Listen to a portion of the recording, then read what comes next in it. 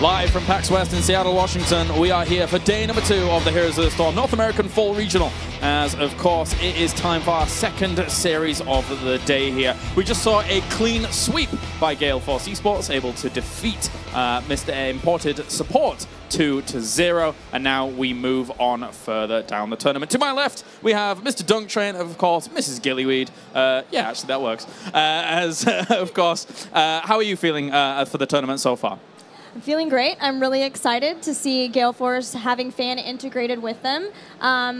Interesting roles that I think, well, when I talked to them, they were still figuring it out at one point, and now it seems like they've moved fan over to more of the ranged role because it was similar to what Michael was playing before. So it's cool to see where they have dropped. But in talking to Michael, he said that it makes shot calling a lot easier for him when he is on that melee role. Oh, okay, makes sense. Dunk, I mean, in relation to that, seeing how they've organized their roles so far, do you think there's still a little bit of room for improvement there, just kind of ironing things out? You know, there were some plays that were a little bit mishap. What do you think? I'm not sure if it necessarily has to do with the roles so much, but I think we haven't seen Gale Force's final form yet in the tournament. Definitely. Obviously, it's round 1. You're against Imported Support, 8th seed. You can just play absolutely safe, standard, picks you're not actually the most practiced with. Yes. Because you want to hide information. In this same group, you expect to play Naventic to make it out of group for that first seed. You want to be able to go full strength there. Makes sense, makes sense. Well, we'll see if that actually comes to fruition, as our next match indeed will be Naventic going up against Astral Authority here. And Naventic, again, another previous American champion taking to the stage to try and solidify themselves a spot here. But they have had a roster change since, obviously, with Fan having disappeared elsewhere, lol. So how do you see the change for Naventic with the roster swap and then coming into this tournament, Gilly? You know what was really cool about the roster swap that came in for Team Naventic specifically is they brought in Jason, but they already had somebody on backup, sort of, waiting in the wings in Tomster to fill the melee assassin role because that's what he used to play when he was with King of Blades Alpha. So they were able to move him pretty easily and bring Jason in, and I think Jason is such a fantastic ranged assassin player / flex ranged. Okay. Playing some specialists. He has been really strong on all the teams that he's played, and I think that he fits in, integrated very well with the team. Already you could see it in the qualifiers right away. And Zuna is such a strong force on the team, and his shot calling is so amazing that when you have a player who can just kind of slot in a team, they're going to build up synergy so fast. Like you were talking about, they're going to look better and have more synergy just because, yeah, other teams might have shot callers and leaders, but they probably don't have the Zuna level. Like, your whole team could just get behind him and absolutely follow his lead because he is just so commanding in his control of the game state. That's what I loved in qualifiers is he was playing a lot of like heavy engaged warriors like Tyrael, Anu Barak, and either Big E or Tomster, one of them, even Jason, would start burning somebody down, and when he said, we're going, he would jump right in on them, and then they were able to get really decisive team fights, which was very fun to watch. With the change in that roster swap as a whole, now losing Fan, who has a lot of star power behind him, let's be honest, is there more onus on people like Zuna now to be that driving force behind the team, or do you think that people like Jason can fill the shoes there to then put them in a similar spot to how they were before? I think Jason is quietly an amazing player, But he is, like, if you talk to him, he's pretty reserved, he's quiet. I was wondering how that would work with personalities like Zuna, but I asked him and he seemed like everything was very fast, as you said, to bring him on and add that synergy for the team.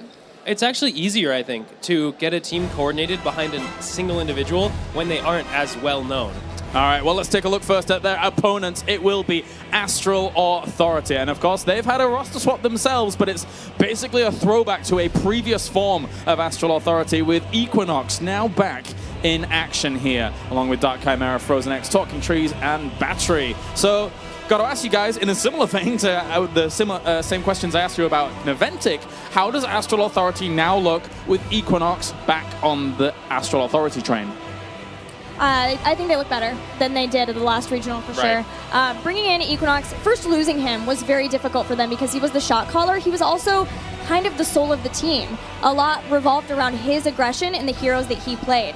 So the swap outs that they had hurt them a lot, but bringing him back in has kind of focused them, I would say, a lot. They're still over-aggressive. That is something that Equinox can be known for, but it has helped focus them a lot. And then, of course, on the other side, it is Team Naventic here with Jason and Tomster, the most recent members of the team. Zuna, Big Impact, and Kenma having been around for a while. A very, very star-studded lineup in this team here, obviously being a previous NA champion. But Dunk, looking at how they can synergize here, can they rise to the same heights with this roster that they have been previously in North America? They definitely can. They absolutely have the potential to be great. They can be NA champions.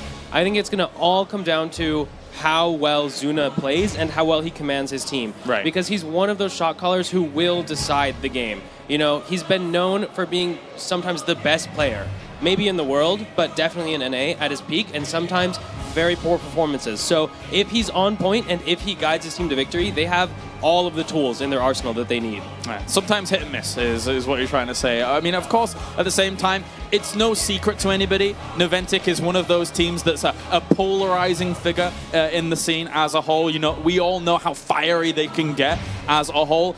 Are things like that going to affect them on a stage here against like Astral Authority, or do you think they're going to come in quite confident?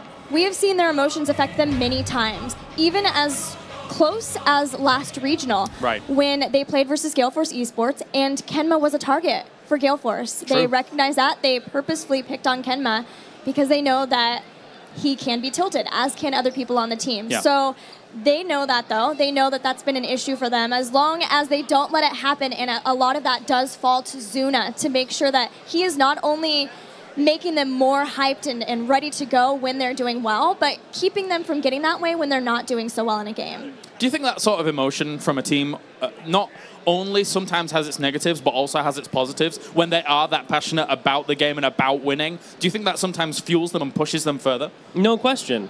I mean, when you have that passion, like that emotional level, it really does bring the team together, especially when you do well. Like, if you have a team that just celebrates louder and harder and everyone's screaming and gets way hyped, I mean, there's something special about that. The team bonds more than if everyone's super chill and it's like, oh, we won, guys.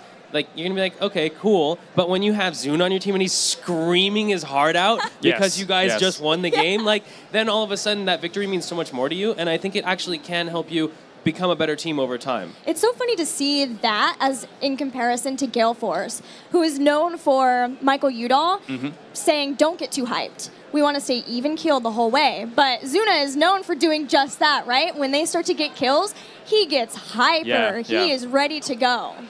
We can hear him, basically, whenever they're winning. And normally we're a very long way away from them, so it's quite impressive, to say the least. Dragonshire is going to be our first map here, and it was picked, indeed, by Astral Authority, so we're going to see how this is going to go down as a whole here. With Astral Authority picking it, it means they must be quite comfortable on the map here, going up against Team Naventic. Is there anything specific we're looking out for? Obviously, yesterday when we were on Dragonshire, we were looking at TNC and saying, okay, Thrall is going to be a big pickup here. But for these teams on Dragonshire, what do you think you're expecting? My first instinct to talk about here is Equinox's Kerrigan. Okay. He's very well known for playing that Kerrigan. It's one of his best heroes. And I think with the recent changes, Dragonshire is one of the places she can really make an impact. Astral has also been known to play that double melee assassin sometimes. They can with Frozen X and Equinox too. Yeah. And that's something that we have seen from other teams on Dragonshire specifically. So it could be very melee heavy, looking for picks if they're not focused on more of the rotations and wave clear, trying to get picks within that and messing up your opponent that way. I remember last time we actually saw Equinox on Astral Authority, we actually got to sample some fantastic Tracer play from him. Obviously with Spatial Echo being changed now, it's a little bit more difficult to make those kinds of plays, but is that something that they still have in their arsenal? We did see Tracer still be available in this tournament. Yeah, they definitely do. I'm pretty sure they're even playing her still in the qualifiers, even despite her changes. So that is a potential. Oh. Plus, there's that little extra spice factor of the fact that Gale Force beat Naventic at the last event with Tracers, so maybe you can get in their heads. If you pick Tracer in game one and are effective with it, there is actually something to be said about getting in their heads, and like you get flashbacks, and especially with the emotions that we saw riding with them before. But anyway, let's get into it with the draft now, powered by HotS, as we do have game number one, Team Naventic versus Astral Authority. Bans, Volstad and Zool coming in on either side, and Thrall prioritized so highly once again.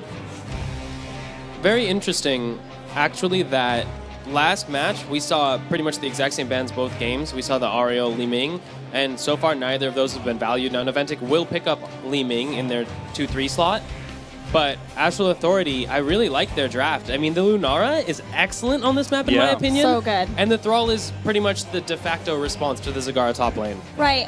These teams know each other very well. They are ones who have scrummed each other, and they just know each other personally. So we're going to see a lot more of that inter-team meta developing in the drafts between them specifically. Li Ming's going to be brought into for Naventic. They've got Jason, who will play the Zagara, and then Biggie with Li Ming. So they're still leaving open whatever melees that they might want to play. And they're going to grab ETC too. So they have the potential to stop any picks, as well as maybe try to get some of their own. All right, this is becoming too much of a thing now, Dunk. Morales. The medic ban. At some point, it has to get through so I can learn what they're doing with this that's so broken. Naventic played Morales every game of qualifiers that they played. Sorry. And actually, they had a lot of... I mean, it looks good in Kenma's hands, apart from when he got ran down by a Tracer in the past couple of tournaments that were, well, majors at least. But he's crazy, though, how much she's been banned. So much. So I think that's probably her 6th or 7th ban now throughout the tournament, in that second place. Yeah, 0 picks, infinite bans. That is a little unusual. I mean, sometimes we see that when a hero is just insane and every team is running it. Like, we saw some of that with Illidan for a while. We've seen some of that with Zagara on the last patch, but, you know, I was not expecting the medic to be so highly prioritized coming in. Yeah, I like what you said, though, Gilly. With Naventic, it's a bit more documented than the other teams we've seen the bans come out on, right? So yeah, they can expedite their rotations very well with medevac, as well as if Kenma, the way they were playing it, if Kenma gets focused, he could either medevac away or they lose so much focusing the Kenma Morales that they still, even if you lose Morales, you take so many more kills. Definitely. This draft from Astral Authority makes a little more sense now. The ban out of Medic, picking up the Rhaegar, means that you're most likely going to win the sustain war, especially because you have the Thrall, who heals himself up, and the Lunara with the sustain damage. Yep. So Astral Authority looks like they're trying to slow down these fights, which can be a really effective strategy against an ETC, who's very liable to walk up in the front line and then just get chunked by Lunara if his initial combo isn't successful. Yeah. It seems like those rotations look very powerful from Astral Authority at the moment and very stable as a whole. Kerrigan and Uther for Team Naventic. Wow. So really turning on the heads. You know, you were expecting maybe Astral Authority to respect the idea of a Kerrigan because of Equinox, etc. But likewise, Naventic, they also value her quite highly. And Shen, we really are in Europe. It's brilliant. Oh, I'm so happy. The Brewmaster himself. How do you think the laning setup is going to go down? Because Chen is another good 1v1 hero. I initially expected the Thrall to be the Zagara counter, and I wonder if Astral Authority was also baiting Naventic with that. Like, oh, we picked Thrall, that's going to be our top lane. And then in the last slot, you pick up that Chen, who I'm not exactly certain, but I've heard that Chen is much better in the matchup now that Zagara has been tweaked a little bit. He does well. So while Zagara crushes overall, Chen's better in the matchup, actually. And adding Thrall to the bottom side rotation will actually help punish the Kerrigan if she messes up a combo. More follow-up for something like a Condemn. But I love this. We've got a pick-style composition, like you said, that we thought we would see from Astral, with Kerrigan specifically, from Naventic. Yeah. And then Astral bringing in Chen, I think for the first time this tournament. I'm really excited to see that 1v1 matchup if that's the case. Yeah, so am I. It's rare I actually get to see Chen nowadays, but there you go. Even in Europe, we really don't see it as much as we used to, which is a bit of a shame. But it's always nice to see the Brewmaster in full force here. So as you're saying, I kind of want to echo and bring importance to the fact of your lane setup that you were mentioning, because on this map it is so important to have the right counter to Zagara and then have that rotation down towards the bottom. How do you think Naventic actually does going up against that, if that's to be the case, Gilly, considering that they have some combo potential behind their little setup down at the bottom as well? If they're going to lose out on the 1v1 versus Chen, then they need to make sure that they're getting picks with the combo. Right. The aggression needs to be on point, and their synergy needs to be there right from the get-go with ETC and Kerrigan. So who really takes full force in the early game? Do you still think Astral Authority is in a good position here to have control there, or is there a skill difference? What do you think? The skill difference, I would say, is definitely in Naventic's favor. Overall, as a team, I mean, that's just hard to argue. But Astral has the more standard, I would say, Dragonshire type of rotation. Yeah. Whereas Naventic has really banked on this ETC Kerrigan combo, which I like that combination, especially Rhaegar in the early game tends to struggle with that, in my opinion. Before he gets the cleanse, he doesn't have the tools to really save the combo target. So I feel like it's really going to be up to Johanna to maybe bait the combos with that Iron Skin, but also clear the waves and have that good positioning. All right, well, Naventic versus Astral Authority, game number 1. Gilly, who are you looking out for here to make the plays? I'm all about the Zuna-Tomster synergy between ETC and Kerrigan, but of course I'll be watching Jason Zagara too. As I mentioned, you should definitely be on the lookout for this player. Dunk? Barrel Boys, huh? Battery Chen, let's go. All right, here we go then. Game number 1 between Naventic and Astral Authority. I'm going to be sending you over to the Xfinity casting desk with Jake and Trixler once again for game number 1. All right, guys, welcome back. Dragonshire's the map. Trick, we get the privilege of Chen. Yeah, we're getting some Chen action. I'm actually very excited to see this. Battery is a legendary Chen here in North America, and I also want to know if he's landing against Zagara. This used to be a matchup that Chen could beat out Zagara in, but with the latest changes at level 7, she has serrated spines, which allows for her to permanently build her damage if she's working in auto attack. Yeah. So if that is going to be a matchup that we see, I'm watching that level 7 talent to see if we're going to see Jason picking up that talent, because you could really just bolster your auto attacks moving into the late game. And it's going to be really interesting to see all of this unfold. I mean, yeah, you're talking about serrated spines being a big, powerful thing, but Equinox, let's talk about him in a moment. Zuna will also end up going down 1-for-1 in the trade so far. Hammer of Justice trying to lock down Frozen X. He should be able to escape big damage from Battery from that Fire Breath, and everyone will back away. But so Equinox back on Astral Authority. He's known for playing those melee assassins, heroes like Kerrigan, but he's also their shot caller.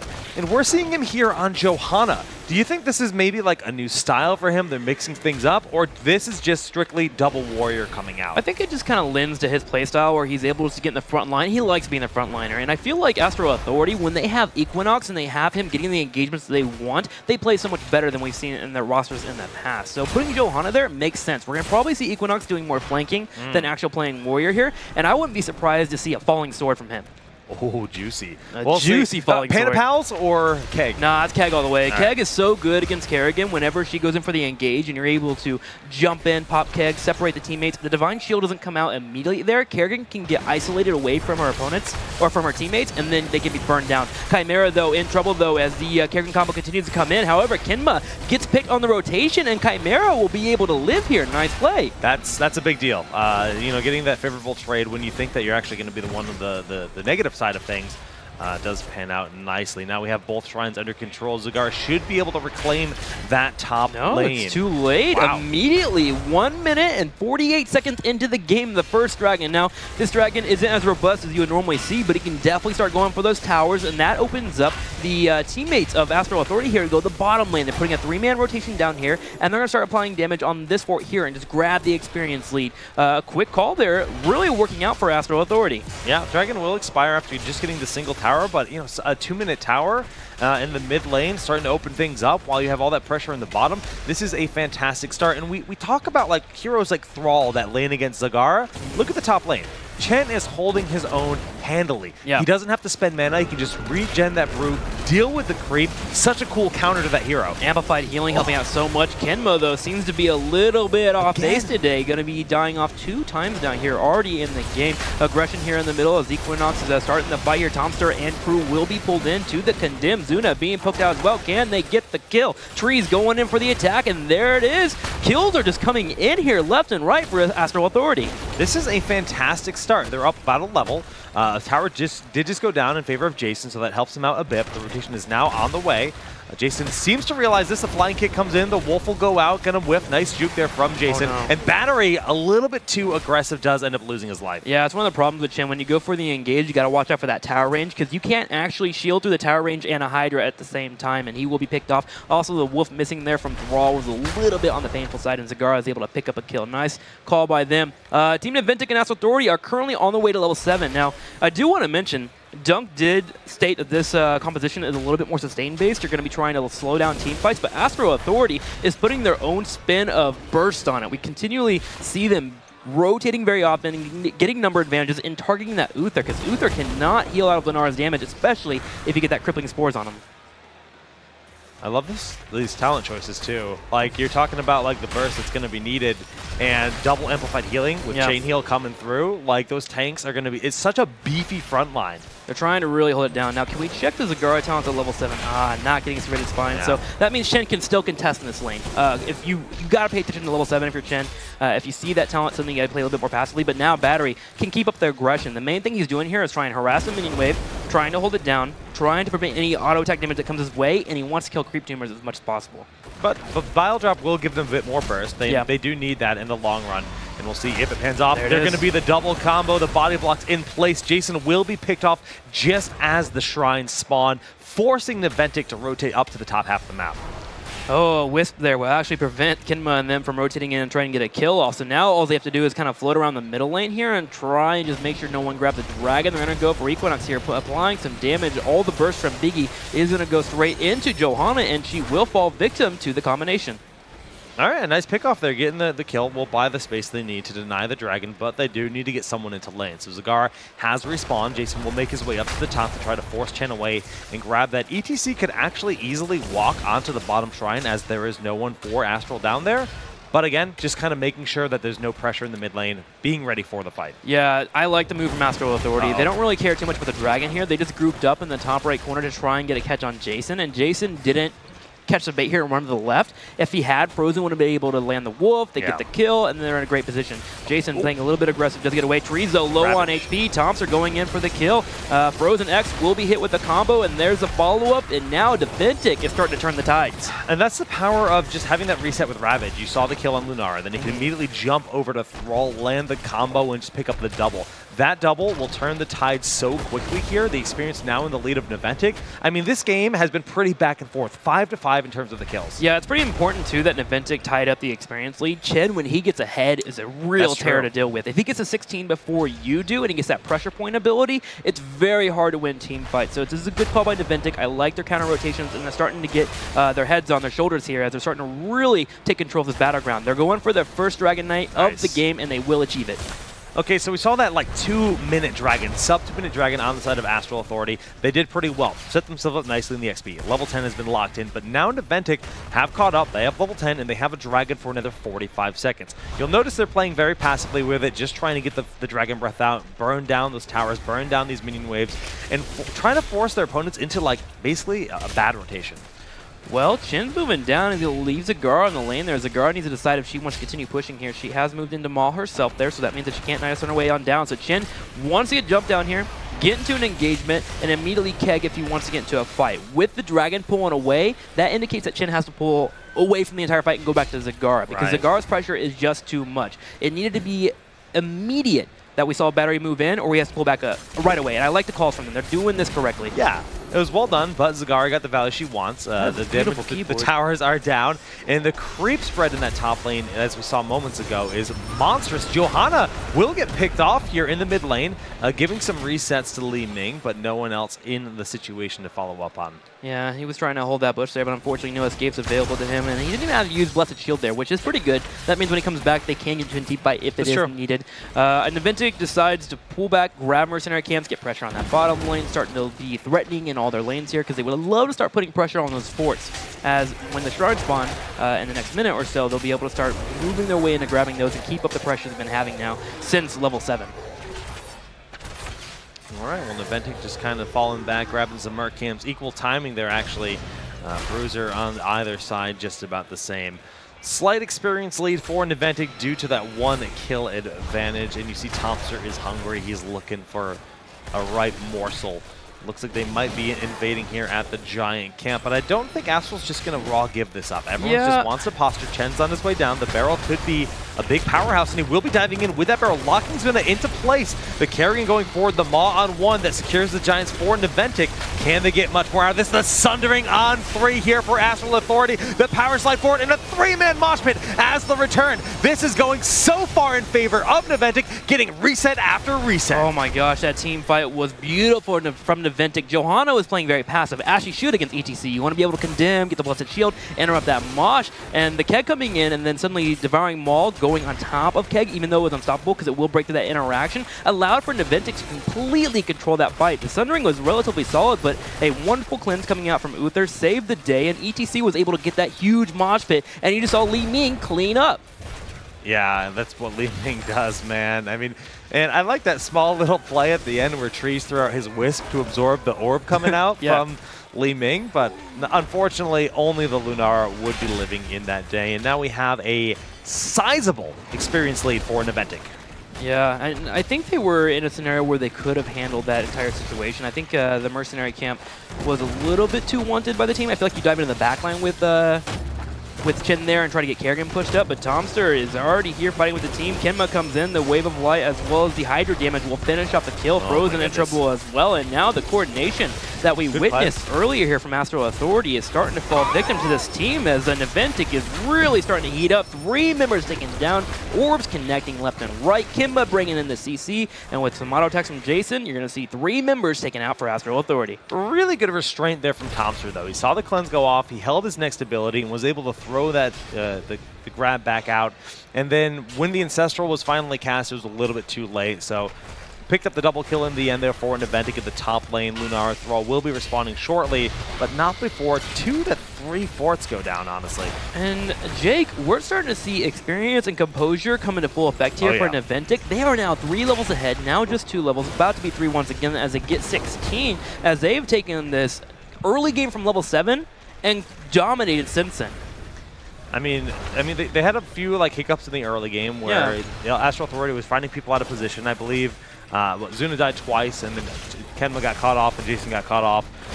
But beyond that, like once they hit mid game, once they got their heroics, the team fights have looked so clean. They have that 16 talent advantage, 3 levels up right now, Trick. Yeah, and we're starting to see Lunara and Chen, when they get to 13, they get to 16, they do get those power spikes, and they start applying that damage. At 16, when you get that pressure point, it's very helpful in team fights, but until that happens, Naventic has full lead here. They're going to keep up with it. They have the talent advantage, and they're keeping up with the rotations on the map to where they can grab these dragons. Ken's going to move in and try to get Li Ming pinned against the wall. If Biggie does go down here, it could be good, but the Divine Shield is a little too clutch here from Kenma, but the snipe is just enough, and Astral Authority is bringing that aggression that we're so used to. I mean, that Divine Shield was clutch, but the Sundering follow-up and the Chain Lightning just dashing through the team, finding that kill really, really sets them up nicely to bring this game back in. They are still very far behind in experience, but now they have some presence on the map. They can push out multiple forts that are low, find some XP, but losing Frozen X in these kind of situations, Chimera's got to be more preemptive on those Ancestrals. Yeah, you could tell they were even ready to go for that because they knew they had Ancestral healing in the back pocket. And had that hit, they're still in a 4v3. They can take that Mercenary camp. Losing out on that Ancestral is a little bit painful. It's one of those support woes where you're like, oh, I wish I would have nailed that. My team would be in a good spot. But I like the aggression that we're seeing from Astral. Even being down in talented experience, they feel like they can contend with probably one of what's considered one of the top teams in all of North America. I mean, I think everybody's saying there's about 4 teams that can take this event, and Naventic is definitely one of them. Everybody wants that prize of going to BlizzCon for the World Champions. $1 million prize pool at BlizzCon. So the stakes are definitely there. But Astral Authority, they've done a good job soaking, spreading out, grabbing the Merc camps. Once they grab this Bruiser camp, they'll be just about level 16. All right, Mercs being grabbed in the bottom right, moving up to level 16, as Jake was just mentioning. They should be able to get that at the top there as they'll top off their experience here, and that's when we'll be in the most even state of the game for our teams. It'll all come down to movement and shot calling, which is a scenario where we're used to seeing Zuna really start to excel, so we'll watch an eye on this. I like the move from Astral Authority. They're procking up the top right, looking to see if they can grab these Knights, but with Roaches coming in, that indicates, all right, they know we're here. They have engaged, they have ETC, and they have Kerrigan. Chen is going to have a hard time getting off an amazing keg here, so let's go ahead and just pull on back and give it away.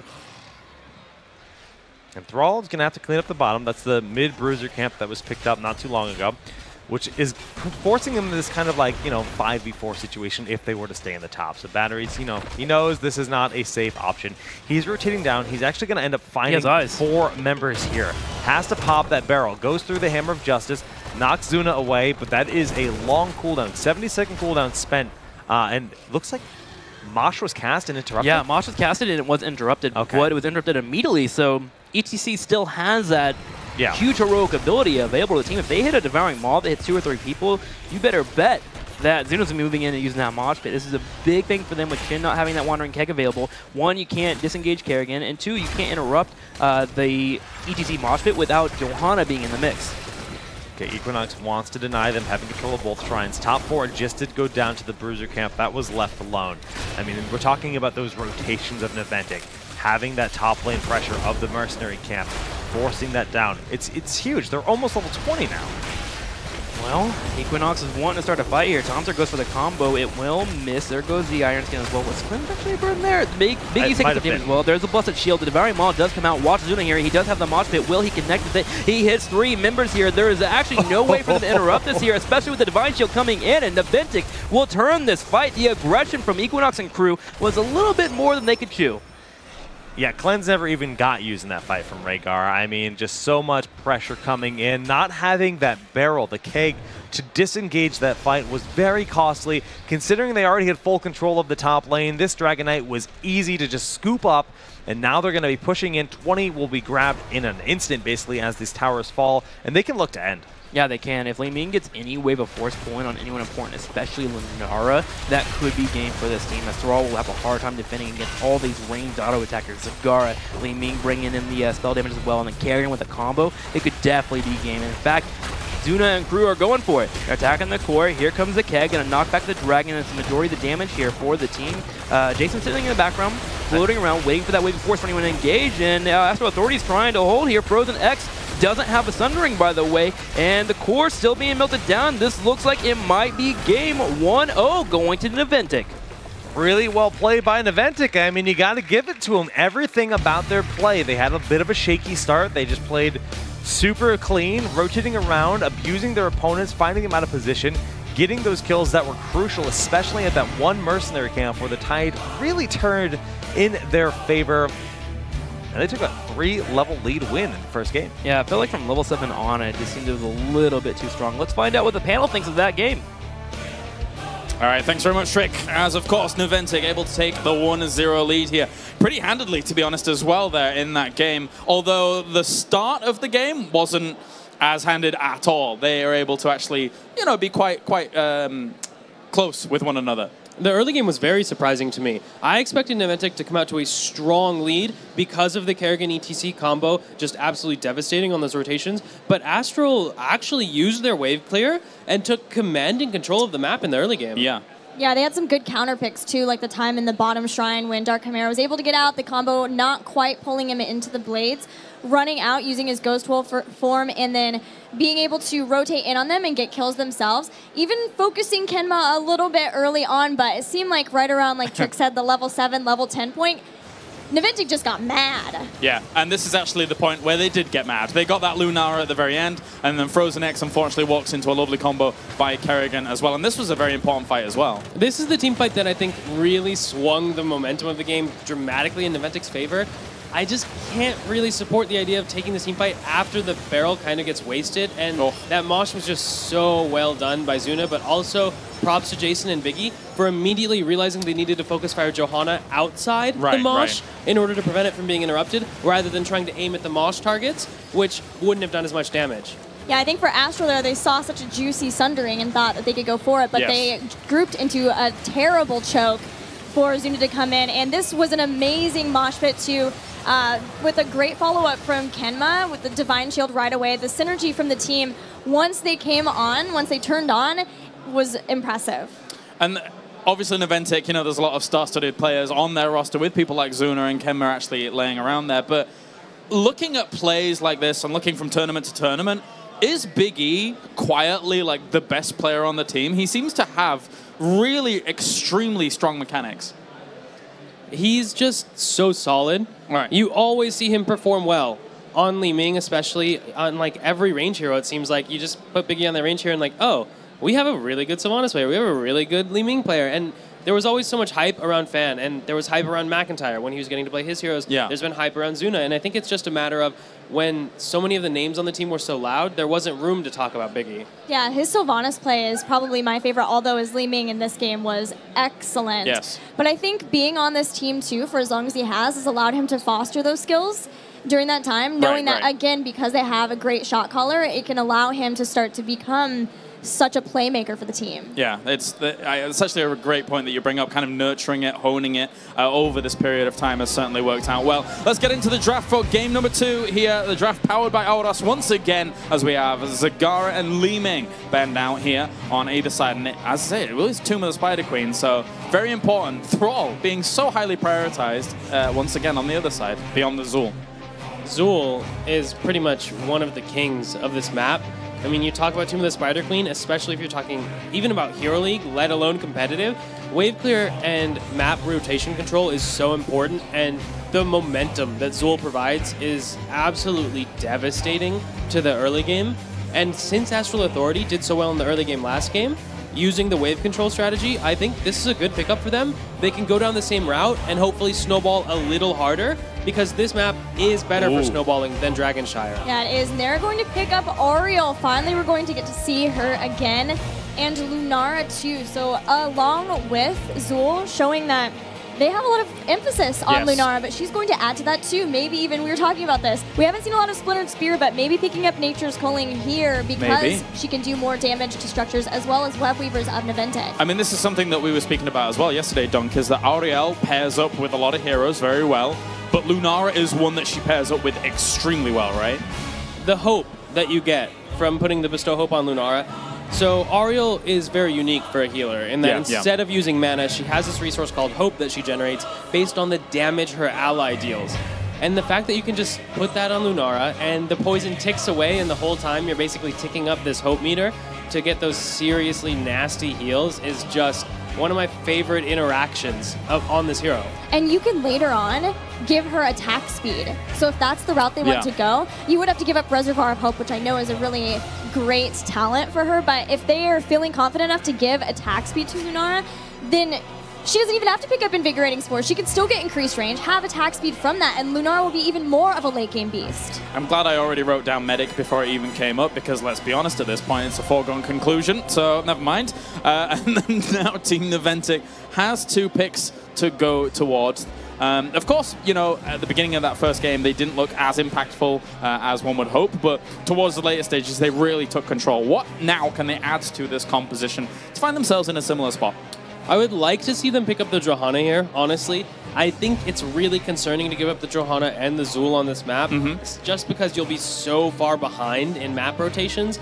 And if they take the Johanna, there's no good frontline for Astral Authority to help supplement the wave clear because of the ETC ban out. Right. They have to go with the Muradin, which is good, but not something we've seen from them yet, and doesn't add as much on this map as on others. Falstad coming in. This means now with Thrall and Greymane, they've got a lot of battle control here, Gilly. Yeah, they have Sundering. They're going to have Mighty Gust too.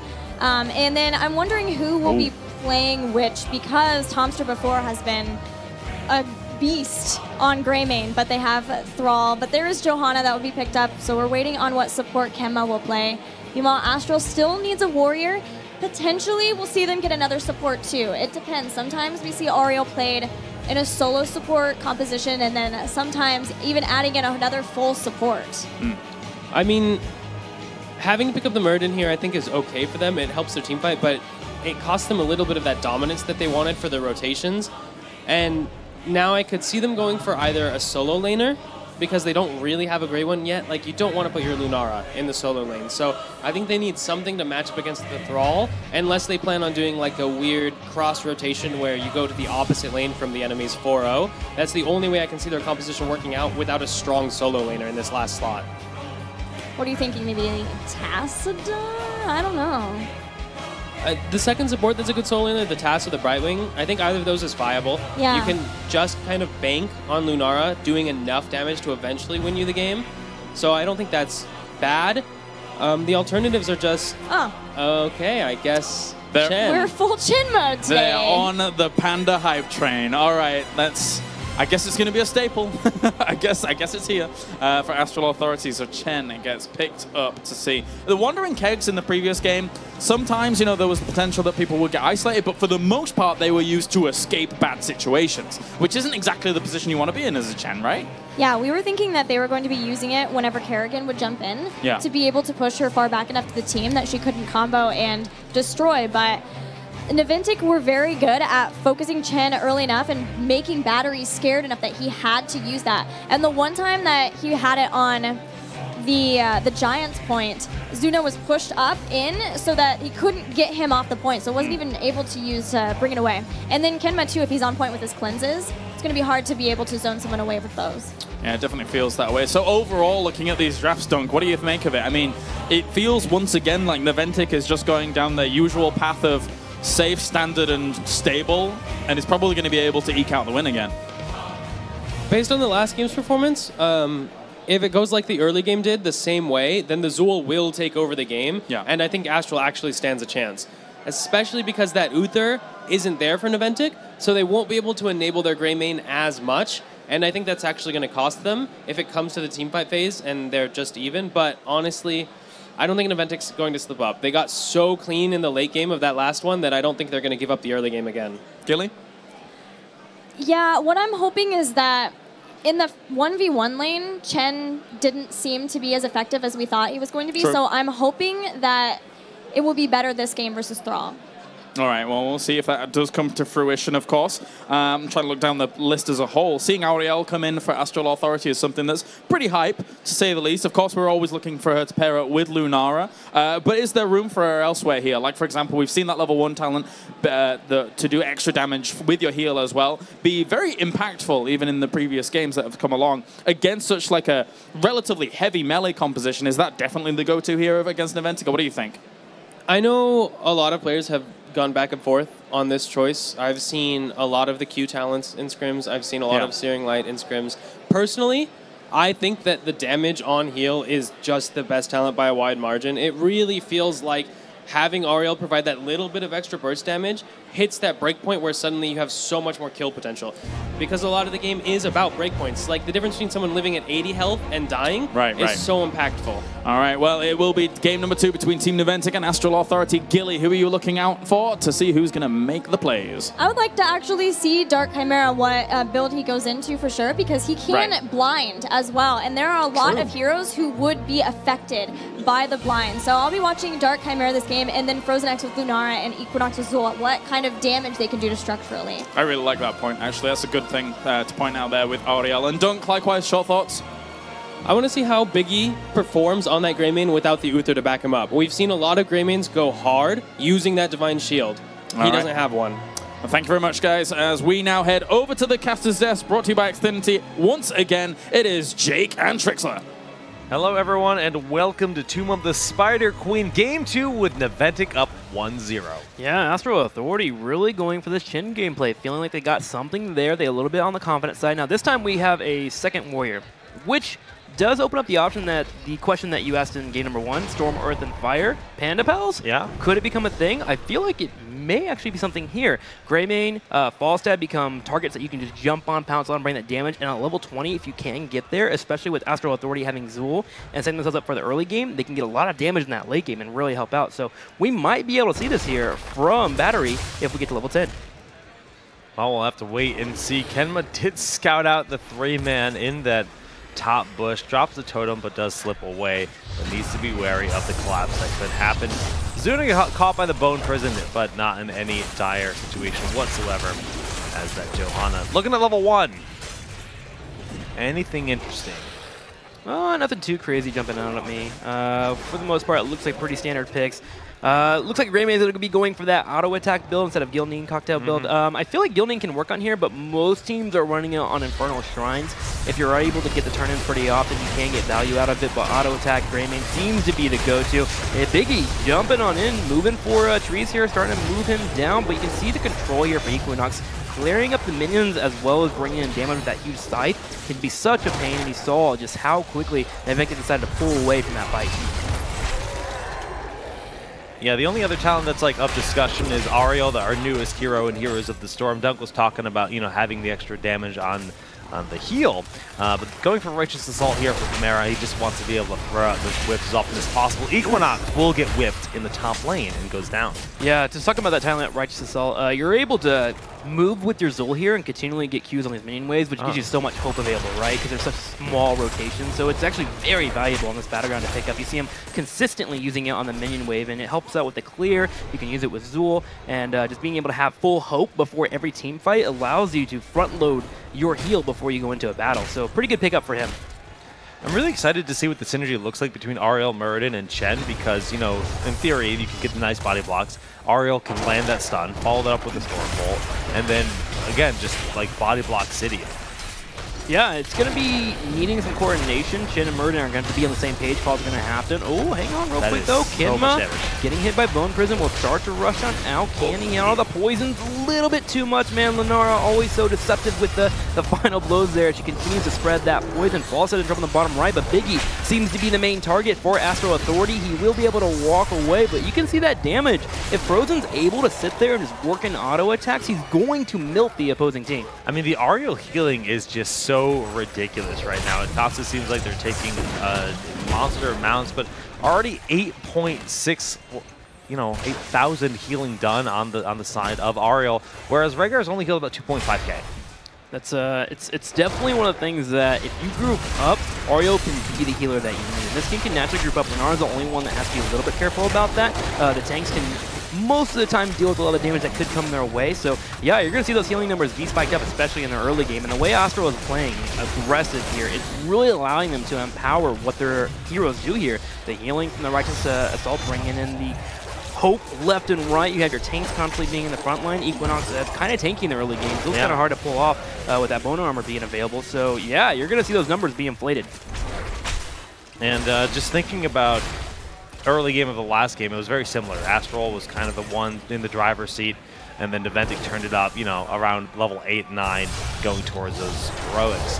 I'm actually kind of curious what Naventic's going to do with Chen in the bottom lane. I feel like eventually they're going to have to gank him. Last game, I actually missed out on it. So Rated Spine is actually level 4 talent, and we did have Zagara grab that, which meant eventually Battery had to start playing more passively, and that's why he lost in lane. But against Thrall, Chen could do very well, especially when he gets that amplified healing going his route. But he actually didn't pick it up this game. But he can do very well against Thrall in the lane. He'll continue to do that, and he can get turn-ins for free if we see no pressure from Naventic. Yeah, but this is a pretty fast turn-in here on the side of Astral Authority, getting those web weavers all marching down the lane. It's interesting the way that they're playing this. I mean, Equinox is constantly throwing the Bone Prison out on Zuna, forcing Zuna to burn the Iron Skin. But like these distractions, those kind of calls to do that is just keeping their attention on the fights. They're not thinking about the turn-ins as often as they should. Yeah, you have Muradin and they kind of stop being engaged if Zuna and then decide to move on in and use that Iron Skin. So yeah, throw out those Bone Prisons willy-nilly in the early game. You don't have to worry about them too much. You can try and get your opponent on the back foot and see if they make a mistake. Greymane taking some pressure from trees as he will land the Stormbolt, and Equinox helps out with the auto attack. But again, just going the route of wave clear. Zul just being a powerhouse right now, and they continue to start taking a lead as they are now level 8 to level 7 against their opponents. However, Frozen should be a bit careful. If he gets hit by a hammering, that could be a kill. Yeah, Kenma is actually rotating down, looking for that big curl lunge. The totem goes in. Nice knockback with the follow-up of that Bone Prison, and it's a clean disengage. Chen's just pushing bottom lane. If you leave Chen alone, he can get that pushing, especially with the help of Web Weaver. Forts will take some damage now. Nothing really too crazy in results except for the experience lead now. We have Astral Authority ahead 1 level because they have just been pushing lanes like crazy. Thrall missed some experience in the bottom lane, and you see the result of that. Yeah, that bottom fort is incredibly low as well. But they do need to catch up now that they've turned in all their gems. They're, you know, pretty far away from getting another full turn-in. Whereas if Naventic can find the correct rotation before level 10, they can look for a turn-in themselves. The tricky thing is, though, if they were to turn in the Web Weavers right around the time that Astral was hitting level 10, oftentimes it's a waste of those gems. So there is a good chance that they just look to soak safely, try to find a kill. Don't even look for the turn-in without having level 10 in reach. Zuna fishing for an engage down here on the bottom left. He actually went for the Condemn that gives extra movement speed, which I think is great against Double Warrior. First off, the Warrior's going to be in the front line already, but it gives you the chance that the Assassins, namely Frozen X, is a little bit too further ahead. Zuna can suddenly dive him. If he gets that engage, he gets Condemn, there's going to be follow-up from this team. And you see, he's continually trying to look for that Lunara. Kenma taking damage, man. Yeah, he's like super low, and the dive in from Chen, they're getting the peel forcing them all back. A good retreat there from Naventic. And meanwhile, Zul's doing Zul things here in the middle lane, pushing. Next thing he's going to do is going to mount up and run to the top lane and start pushing in. There he goes.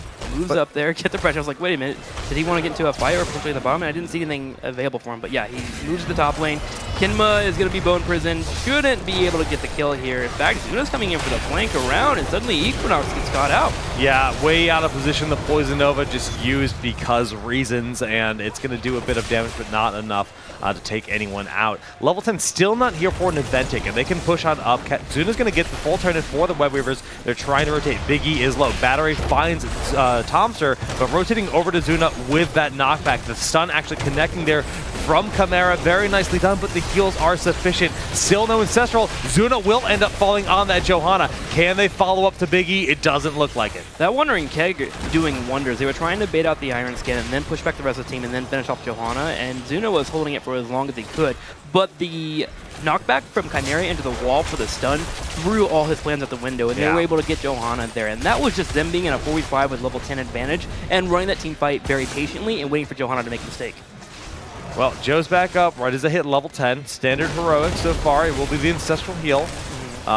The big negative side is, we mentioned, like, if you don't have 10, you go into these Web Weavers, you lose a fight, the Web Weavers do nothing. And that's kind of the exact situation. So Naventic spent 50 gems to do nothing. Like, they threw it out the window. Yeah, their main value they get out of this is they prevent the push, right? Because Zul did come back, they lost Johanna, and without Johanna, you don't have much wave there to deal with. That's not how you catch up, Yeah, right? it's a hard time to get away. It's literally just a pause button for them. Now, Zuna is going to be diving Ariel here, but immediately we see Chen just burst it down on the front line, being a little bit too aggressive. You need to slow down these team fights. You need to give a chance for Lenara to get the damage in, because she is the main source here. She can get poison on 2 or 3 members and start working on those crippling spores. And, I mean, that's exactly what they need. That kill evens things up a lot, opens up a window to try to drop some gems. They nearly have enough for another turn in. Crystal Aegis is here. The explosion onto Equinox, though, doing huge damage, and he will fall very quickly. But that Poison Nova has applied so much to the side of Naventic. They've already lost one, and Trees in the front line finding another kill. Zuna running away with that Condemn, but they are on the pursuit. The Dwarf toss forward. The Stormbolt connects, and that is going to be a dead Zuna. Yeah, Aegis really helping out there, keeping Lenara alive long enough, providing enough hope there to heal up both Zul and Lenara. Now, Zul wound up falling, but it was enough of a slowdown in that fight for Murden to do work on Kinma. Taking out that Rhaegar takes away Sustain, and then they have chase potential if they hit the Stormbolts, and they did just that. Now, Astral Authority getting a turn in will take the advantage that they deserve for winning that team fight. They can start looking at the middle fort. It's already low and about half on HP. And yeah, there's just like so much room to grab. Like you said, 13 like is right around the corner. But they have spent a lot of heroics. They just about have the Crystal Aegis available again. True. Poison Nova and the Avatar are a half minute away. And on the side of Naventic, it's slightly better. So they're not going to commit super hard. They're just going to safely make sure they can get these forts down. Yeah, but that's going to put them in such a good experience. Yeah. Battery is definitely the main focus here. He needs to make sure that he is watching out for any engage that could happen, because you're right, there's going to be heroics down. So his Wandering Keg is going to be very important if we do want Astral Authority to play aggressive. Chin's actually pushing the top lane, contesting against Falstad, which allows for Falstad to come up here and just look at this Web Weaver, which keeps it at 4v4 in the middle lane with that talent advantage. So having a tank already here with Freeze, it's a really good spot for Astral Authority to just keep up pressure. And Zul moves to the bottom right as well. Astral Authority is running this map. I mean, in every way, they've got a 2-level lead. That bottom Web Weaver is going to get keep towers. Keep towers are just going to like just chunk that experience of even further win. And if they go down, so one will fall. The second one looking likely as well. Yes, it will drop. And while they're going to get 3 or 4 keep towers, it's not even just the experience that you gain. It's the opportunities you have to chase. Like, Chen now has so many more areas in which he can flank you with the Wandering Keg and provides that just monster threat, because if you have vision, you can fly over the wall into someone and, you know, just catch them off guard, force them to have maybe an unfortunate Mighty Gust or Sundering, not in the way that they want to use those ultimates. Yeah, and we touched on it in game number 1. When you're ahead as Chen, you feel like a god. And we have Relentless here for Chen, about to hit level 16. So that means any CC that's used on him when he's diving your back line suddenly becomes kind of obsolete as it gets burned through very quickly. Chen just becomes so scary. So Naventic is going to have to find a team fight that they can win here, and they get a massive Condemn here. Freeze is being focused down. He's going to go ahead and pop up Avatar. There goes the Poison Nova. Really doesn't really connect with anyone, really. Here comes the Wandering Keg. There's a Bone Prison on Johanna. She can't focus down. The Ancestral is clutch, though. Just barely connecting, but Tomster, I don't think he can live through this. The Dwarf toss in, gonna find the kill. Thrall goes down, but so does Zool and Ariel. So 2 for 1 in favor of Naventic, but they're all so low. The fly up as Greymane dies. The trade does come in. It's a 2v3, but the health bar is far in favor of the 2 warriors standing on Astral. Yeah, the moment Ariel fell there, it became very hard for Lenora to stay alive. She got focused down. Jason did a really good job there of focusing the targets they needed to, and then using the mount to fly on out. I really feel like Jason is showing off how strong of a pickup he is for Naventic, really showing that he's a guy that, hey, I'm going to follow the calls of Kinma and Zuna and make sure to work in damage. That's all he has to do there, and he did it just great. Yeah. I mean, he knew exactly when it was time to go home. He flew away like the pretty bird that he is. Well, Astral Battery's going to try to stall this out as long as possible, but he might be overextending here. He does have those minions to leap to with the flying kick, but it's too little too late, and he does go down. Actually got interrupted by Zuna. He was about to kick away the minions. That was his escape route. Zuna had a nice timing there, preventing the flying kick, and Chen will fall victim to Naventic, and that's kind of painful because they're about to get a turn in, and suddenly one of their tanks that can stop a major push with Wandering Keg is not available. Kenma, though, taking some damage from Lenora. Be careful, puppy. So much poison. Yeah, man. The puppy will live on. Its little muddy feet have been washed off, and it's going to go take a bath in the well. And, well, this is kind of a tough situation, as you mentioned. Chen's respawning in 5 seconds. Yes, all those heroics are available, but now there's this big experience bank from all the forts waiting to be collected.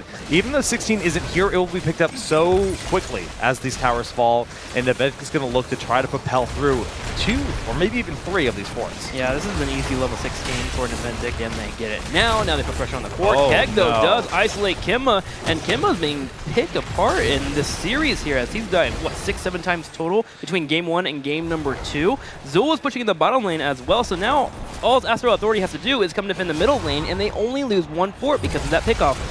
Yeah, but the trade is found. They find Zool out of position, so it's a 1-for-1. That's very favorable. They know they're about to lose their last Web Weaver, but they can still push in bottom. They can grab that Mercenary Camp waiting in the bottom as well, because it's 40 seconds before Zool is back up, and that is an extensive amount of time. But if they lose Jason here... He actually face tanked that fort, which slowed him down enough to where Frozen X and team can rotate down and get the kill. Couldn't fly away. Now Pressure Point is coming into full effect right now. Zuna, even though he's pretty robust as a tank, he just can't get away.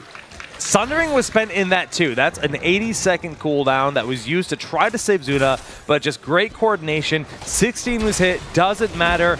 Big lead right now. 30 seconds before Zuna's back up. Yeah, they're going for it. They've got that damage, especially with Lunara. And with Sundering being down, Keg up in 4 seconds, this is almost guaranteed here. If Greymane dives in, you pop that Wandering Keg, you flow in a circle, and easy boss for Astral Authority. Greymane as Raw going to try and threaten. Falstad will be able to fly up the next 2 seconds, and he will have Mighty Gust, but remember, Wandering Keg is available here. Trees getting focused down. There goes the Wandering Keg, popped a little bit early here, but Tomster is getting poked off. There goes the Ancestral Healing. Jason comes up with the Mighty Gust. Poison Nova will pop with the Aegis, by the way. Sick combo. Tomster will be taken out, and now with Raw being down, it becomes a 5v4. Battery's looking for a chase, but unfortunately not in range to dive. Trick, that was so clean. You push your Zool way out of position to land that Poison Nova, and then you get them to commit for the damage. You throw the Aegis.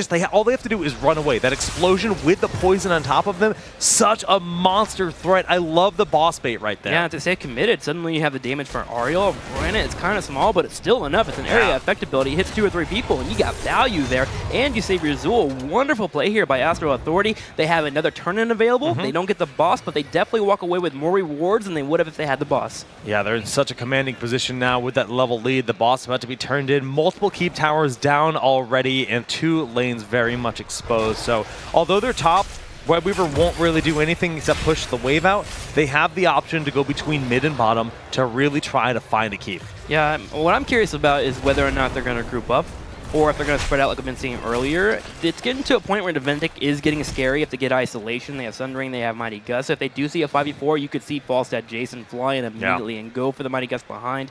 So I think the best option here for Astral Authority is to group up and try and push down a lane together, and they're actually doing that. I like how they're evolving with the going to late game, making sure that they're not putting themselves in a situation where they throw the game. Jason is fishing here. Yeah, Battery's well in his case, which is good. They know that Gust is like one of the ultimate tools to disrupt this push in. because if Falstad does throw 3 to 4 members in onto that keep, especially someone like Ariel, it's rough, and there it is. Lunara pushed way far forward. Frozen X needs to get that crystal Aegis. Can they get the heals in? Big heal 1. The Poison Ever going out, applying massive damage. The heal coming forward from Ariel at the last moment, but the trades will happen. 1 for 1 as Big E does end up going down. Trees in the front trying to keep Zuna in place and lock him down, and it's enough. The keep still has a lot of health, but it's a 3v4 in favor of Astral. I'm watching Kinma here. I want to see if he overextends in any way, shape, or form. He has to be careful because heavy impact is here for Muradin. If he jumps on Rhaegar, he could be bursted down now. Lunara, even though she did die in that fight, she had enough time because of all the healing from Ariel and the Aegis. He got just enough damage in for her team to clean it up, even though they had frontline warriors. So nice job by him being able to walk away. However, Equinox being a little bit too forward will get pressured down. Trees trying to run away. Wolf misses. Battery slowing it down, and he's going to hop over, leap in there, Olympic style, and will get away. So, you know, I just want to talk about the Zool really quickly because Zool is a hero that kind of goes in and out of the meta. And it seems that now that Ariel's here, you swap that Bestow Hope onto Zool. The moment that Poison Nova is cast, and it just does so much damage over time where like you just have this flow of energy coming into Ariel where she's just throwing out these fat heals one after another. And that's why Lunara stayed alive for so long. Not only her Thornward Vine and her poison damage, but the big poison damage from Zool in that fight. And it's just super cool. The bottom keep went down. They almost got the mid keep, but they're sitting in such a good position right now. Yeah, Astral Authority has found a combo that was already working, but found a way to make it go forward here with that Aegis and just being able to bring out so much healing. You're completely correct here. All Ariel has to do is be careful and make sure to play near Lunara, and she's doing just that. Now, for Naventic, they are moving towards level 20. They've lost the keep in the bottom right corner, but level 20 does give them the ability to get those storm powers. Oh no, it looks like we have Ariel getting a little bit too risky there, gets caught out, and this is big news for Naventic. That's tough. Now, we were just saying they're in this great position. They're still in a good spot considering most of the forts are still standing. But Naventic, that gets them 20. It gets them just about enough time to find that turn-in, and they can get those forts down and really just kind of get themselves back on the map. Yeah, that pick alone kills all momentum for Astral Authority. For the next 45 seconds, they can't really afford to fight. They don't have the healing that's been keeping them alive the entire time, and they don't have the pause button with the Aegis. Now, we're seeing the boss being grabbed by Naventic. Chen is on the way. He does have potential tools to interrupt this, but if we have Falstad play nice and slow here, he could delay it. In fact, Batter decides it's a little bit too harsh to run in there. It's low on HP. Let's pull back and let's defend. I'm really glad he pulled back. Yeah. Because that's Zuna's like, I dare you to flying kick. I dare you to do it. Yeah. I am going to bless shield you so fast before you can even barrel, and you're going to die. And, but, you know, the fly in, they're trying to make the plays happen right here, right now. Ariel still down for 2 seconds. Lunara blown up in an instant. Battery will be the next to fall. Hardened Shield desperately trying to keep him alive, but the hammering finds the kill. Boss still has more than 50% of its health, and this is a keep that's going to be going down. Yeah, we've seen it time and time again, especially with Epic Mount. You having that Falstad able to fly in and pick up Lunara is huge, and now suddenly this keep is very, very close to possibly being picked off here because you have the Web Weavers on top right, you have the boss pushing in, 2 people are down. The question becomes, do they go core here? There is Aegis that can slow down, there is Poison Nova, but you're right, there's so many people here that are just not here to help defend. It's a very scary situation for Astral Authority. They played the early game and the mid game pretty well, but their late game mistakes are costing them as Naventic is making the plays. It all comes down to Ariel getting picked off that one time. It left them vulnerable. Jason found that beautiful gust to get the pick on Lunara. The Nova's doing a lot of damage, but the core is falling so rapidly to the boss. The Web Weaver's just now making in, and that gust buying the time they have. Naventic with a 2-0 victory over Astral. Time and time again, we've seen Astral Authority starting the games great in the early game on Dragonshire. They were doing so well, and then a couple of mistakes happens, and it seems like they just faltered. Naventic decided to get clean, and then they just take games. This team knows how to go for the throat, and they continue to do it over and over, and that's why you're seeing them 2-0 moving on to the next round. Just like Big E on that gray main, rah, going for the throat, tearing them apart. Naventic looked so clean in the end. They knew exactly what they had to do. They had to find the single pick. The Sundering was the tool just to be that cherry on top and make sure that that Ariel went down. And it was great, but, you know, like you said, Astral played so well. Oh, of course, former teammates. They're good buddies. Yeah. Love to see them, you know, being lighthearted in the end there. I'm happy for Jason, man. I feel like Jason's been around for a while. He's kind of similar to June, where he's just been in the scene forever, but nobody notices him until he gets on a big stage. And Jason is making the plays that are needed here to help not only put Naventic in a spot where they can win, but he is making Naventic get in spots where they go for the victory right afterwards. Yeah. That fly-in into the Mighty Gust was perfect. It sealed the deal. Great. He's not throwing games for Naventic, which is something that like Kinma and Zuna obviously want. They want to be able to lead the team and just make sure that they're not having teammates that are kind of sandbagging them, and they're doing great. Jason's a wonderful fit here for Naventic, and I love what he's doing for this team. I will say, though, I didn't really feel that the barrel ever made a monster impact. Like, the Chen pick is cool. I love seeing different things. It only worked when it was 10-9 in that top right corner. That was the only time we saw it do anything crazy. But yeah, I agree with you. There were moments where they were mostly being used for disengage, and he did push Jason around at the late game for a scenario where he came in for the Mighty Gust, but the Mighty Gust went off before the keg actually happened, so it kind of was obsolete. Yeah, but all things considered, Naventic still looking very strong as a top contender with that 2-0 victory. Big expectations for them. Can't wait to hear what they have to say. J-How, take it away. All right, I am here with Kenma. Kenma, a little bit of a slow start on Dragonshire. Now, what's the team's focus coming in? Because you guys started slow, but it seemed like you were dominant the later half of the first game. How was your approach to the first game of the day? There was just a little miscommunication in the beginning of the first game. So where I got picked because there was like no call, and then I just got baited on the killing the Dragon Knight, and I got killed after that. It was a good play by them. But then I think we pulled it together in that and just played smart. All right, so I was looking back and I was thinking, you guys have been a dominant team for a long time. You guys are obviously one of the big favorites to head out and go to BlizzCon. What has the team's focus been in the build-up towards this one since you guys didn't qualify in the first regional? Just last minute, we just picked up, we had like a day or two to pick up a new player, and we were lucky enough to get Jason, and we boot camp for like 2 weeks, and we just put in as much practice as we could possible. All right, speaking of Jason, obviously that was a big change for you guys, especially the team dynamic, moving Tomster over, bringing Jason in. How do you think that's working out for you guys now, and how do you think it's addressed your approach, especially going forward? I think it's just whenever you change a player, you're going to have to adjust somehow, so we just had to, we had to deal with the role swap and then learning what Jason is good at and then making him like adjust to our play style. And I think like our team has like a lot of, we can only get better. So I think we have a lot, even now, like even like a few weeks from now, we'd be a lot better than where we are right now, I think. All right, well, we don't have a few weeks, but we do have now. You're going up against Gale Force, a familiar foe. You guys have had some of the most epic sets ever. Now, you guys are obviously playing here in the winner's bracket. How do you see the set against Gale Force going for you guys? I don't know, because both teams probably don't want to show too much, so I don't think these games will be very exciting. So. Well, I beg to differ, but guys, we're going to go to a quick break. You are going to see the powerhouses of Naventic versus Gale Force coming up right after this break.